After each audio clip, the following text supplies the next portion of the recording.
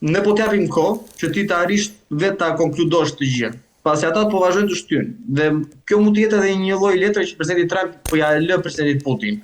Pra ai po nuk po se po i thot zyrtarisht që le të themi le ta ngrim konfliktin, ai po i thot ne mund të aludojmë që ai po i thot që ne dim dy se ka përfunduar kjo gjë.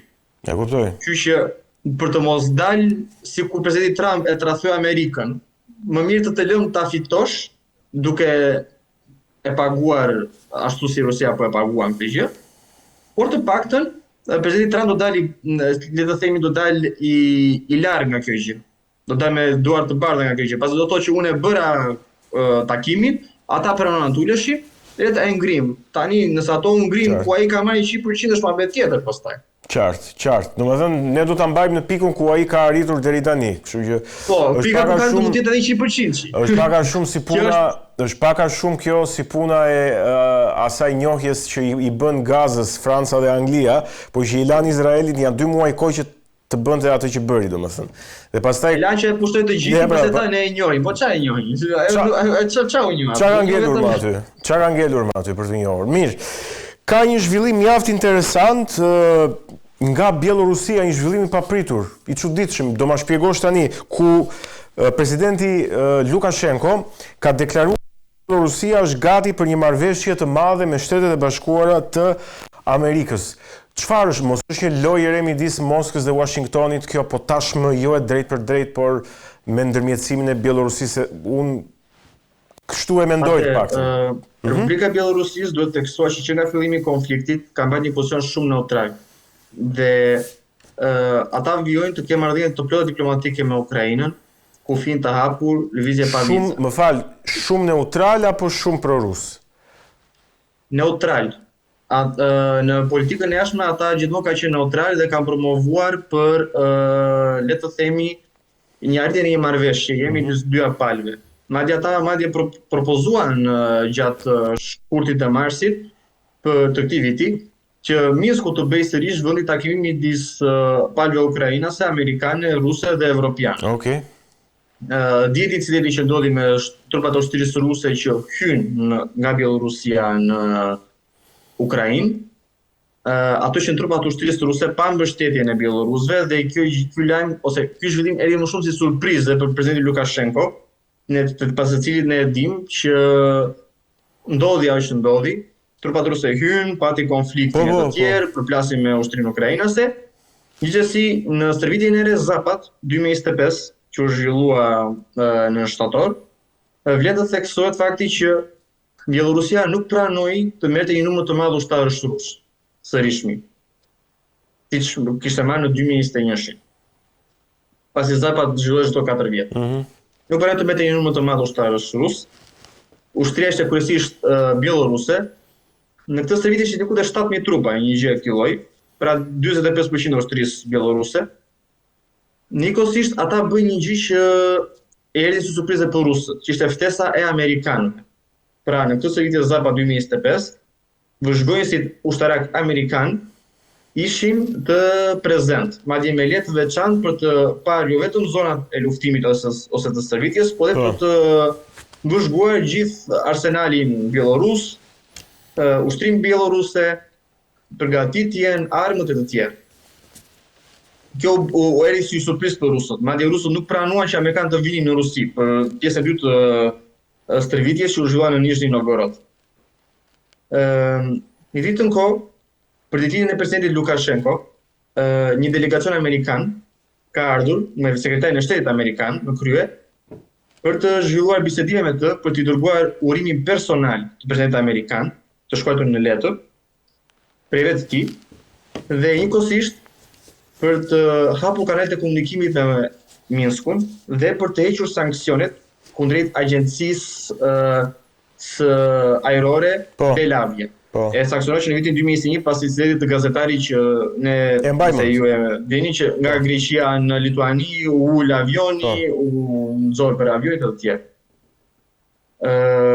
Kjo gjë duket se ka krijuar përshtypje, sidomos në media ruse, që Bielorusia, një nga vendet më të ngushta post-sovjetike të Rusisë, ka filluar që të krijojë bezdisje nga kjo afri e madhe e Rusisë dhe e Kinës, që është një partner tjetër i rëndësishëm në ekonominë bieloruse, dhe të kërkojë balancë që ata kanë mbajtur gjithmonë me tregun evropian dhe me amerikanët, pasi Bielorusia është nga vendet më të mëdha të prodhimit të plerave kimike në botë. Po. Është vendi i parë në Evropë dhe një nga 3 vendet më të mëdha në botë.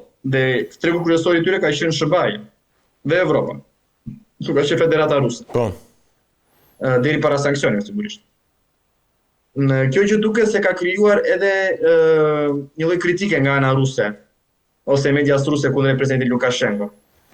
Njëkohësisht presidenti Lukashenko ka vijuar të mbajë kontakte të hapur me amerikanët dhe t'i shtjelloi ato. Një takim që u mbajt ditën e premte, ku morën pjesë stafi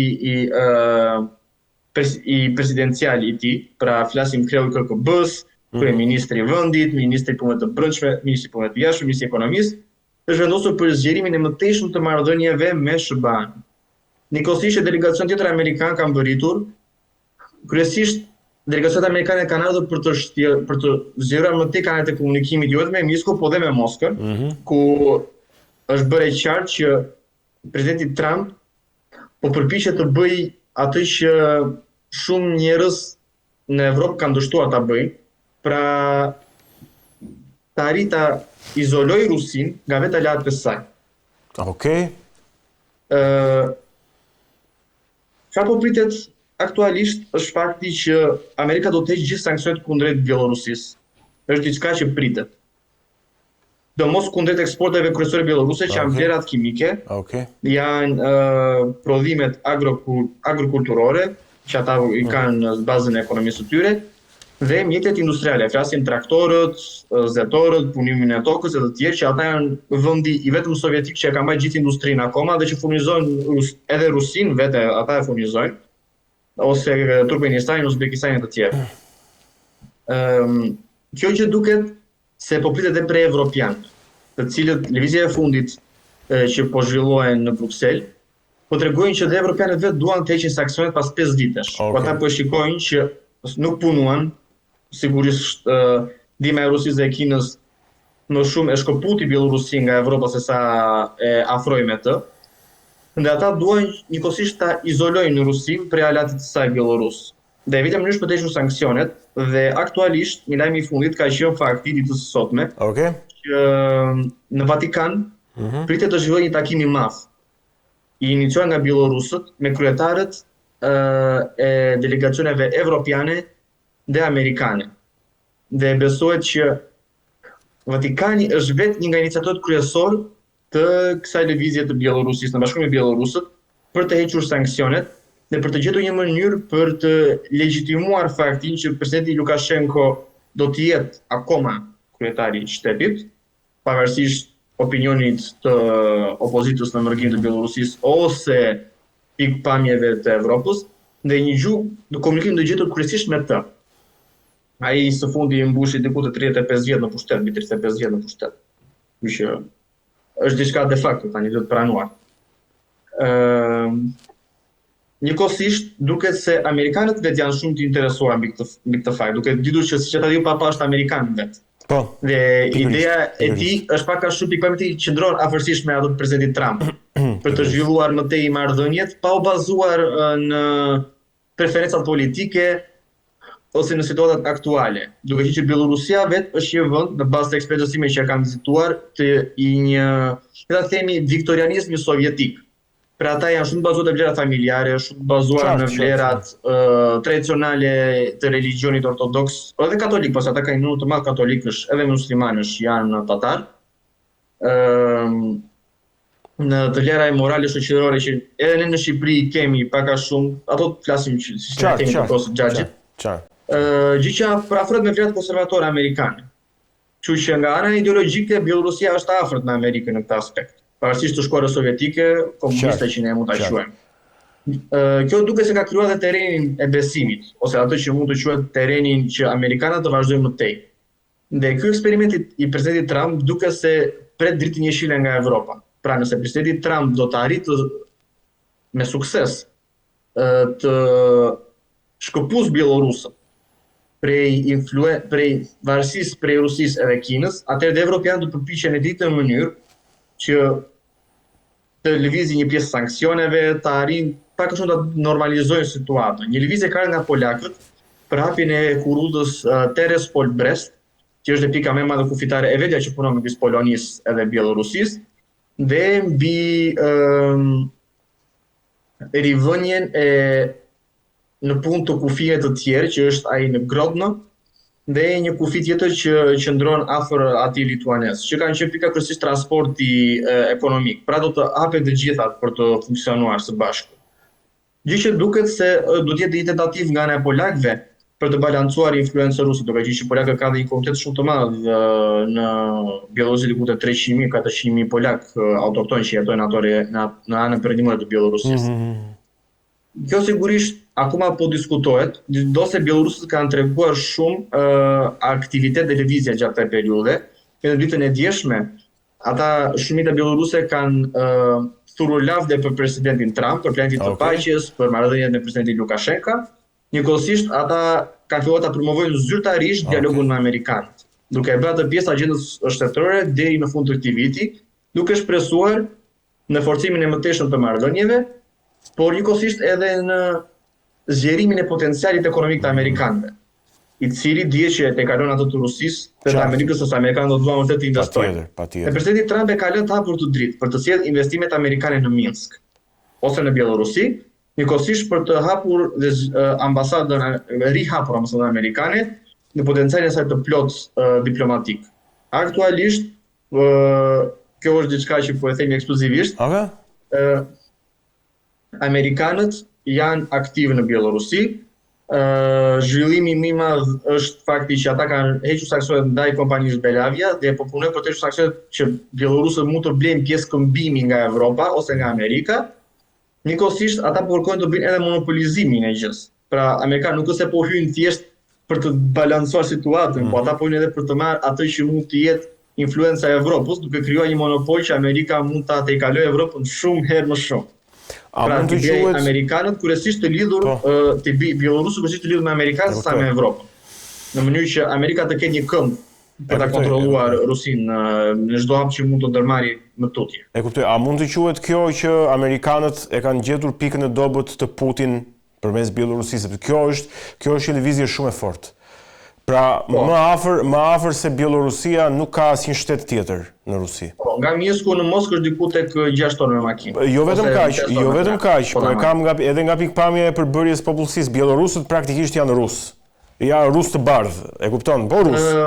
Ata kanë qenë pjesë e rusëve të Kievit, që quhen, por që kanë qenë kryesisht në influencën polako-lituaneze më shumë, duke qenë që ata kanë qenë pjesë e komunitetit polako-lituanez, por që janë shumë të parafërt me rusët në shumë aspekte të tjera. Janë shumë afër zjerë me popullsitë tatare, turkike, mongole të tjerë. Besoj se janë më shumë slav të një mend. Besoj se janë më afër nga pikpamja demografike me rusët se sa ukrainasit me rusët, apo ja?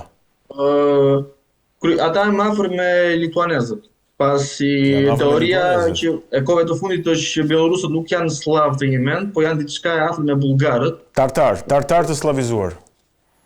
Balt të slavizuar. Këta janë baltë që kanë të besimit ortodoks. E kuptoj. Prandaj aty ka dhe i komunitet katolik, se baltët janë katolik, me sa di unë. Komuniteti katolik është polak, nuk është polak dhe lituanez. Kanë 400.000 polak dhe diku tek 20-30.000 lituanez, po kanë dhe shumë musliman, tatar, mongol, që kanë ardhur në kohën e perandorisë mongole, janë diku tek 18-20.000 tatar të Lipkas, quhet, që janë anën veri perëndimore të tyre, sa ata janë dhe në Poloni dhe në Lituani dhe në Bielorusi.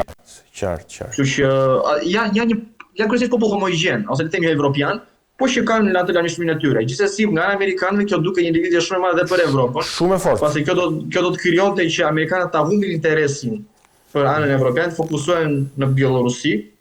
Pra, mund të kemi në të ardhmen një tërheqje të trupave amerikane drejt lindjes, pra le të themi një bashkëpunim edhe ushtarak në Bielorusin, pasi Bielorusia ka pasur shumë konflikte me Rusinë. Flasim si konflikti për gazin i vitit 2005 në transaksionet e gazit, lufta e qumshit, që quhet e vitit 2009, ka pasur sërish një konflikt të vitit 2013-2014, ku presidenti Lukashenko ka thënë zyrtarisht që ne jemi bielorus, nuk jemi rus, Rusia do të di vendin e saj, madje pas le të themi referendumit të Krimes, Bielorusia vuri pikat kufitare dhe në bazë të asaj që unë kam parë në Bielorusi. Bielorusët janë shumë krenar për vendin e tyre. Patjetër, sigurisht. E shumë kundër faktit që ata të hyjnë në një kategori me rusët. Ja, e kuptoj. Ata madje i quajnë rusët nuk janë as slavë si neve, ne jemi slavë të imet, ata janë të përzierë të tjerë me tatarët mongolë e gjatë këtij lloji. Dhe sigurisht që sidomos pas protestave dhe sigurisht pas shtimit të suportit amerikanëve tashmë, bielorusët nuk do të ishte e çuditshme që nesër të shikojë fakti që bielorusët do kishin një tjetër konflikt, siç Azerbajxhani pati së fundi. Qartë. Dhe si shumë republika që duhet theksuar dhe kjo, po çojnë kundër Rusisë. Qartë. Bashkimi Sovjetik, Taxhikistani ka kërkuar zyrtarisht që rusët ose të respektojnë kulturën, popullin taxhik, edhe punëtorët që atë punojnë edhe vendin, ose ka partnerë të tjerë të kundërt. Taxhikistani të ngjyrë, duke u orientuar nga Hungaria, Bielorusë gjithashtu. Ne do duke sa ata janë lodhur duke u parë nga poshtë.